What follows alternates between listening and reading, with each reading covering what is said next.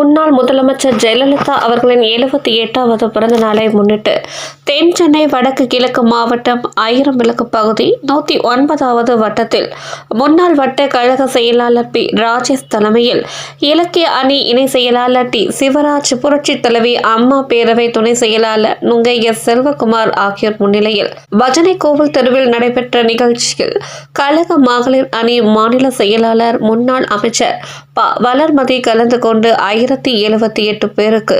நலத்திட்ட உதவிகளை வழங்கினார். நிகழ்ச்சியில் நுங்கை என் மூர்த்தி, தேனை எம் ரமேஷ், ஜிம் கிளி என்கின்ற Pachaiyappan, A Dharanibai, R Raghu, K மோகன், Santro, V Kumar, R K Geetha, வழக்கறிஞர் Raja, P Ezhil Rajan, Ansar Ali, G Senthil, P Rajeshkumar, T Praveen, S Sathya, S Shahrukh Khan, auto Ramesh, auto Bala, K Vengai, Venugopal, Haris, Sathish, K P Kesavan, T Shanthi, மோகனா, பாலாஜி, எஸ் எம் விக்கி, கௌதமன், விக்னேஷ், கன்னியப்பன், பாபு, ராஜதுரை,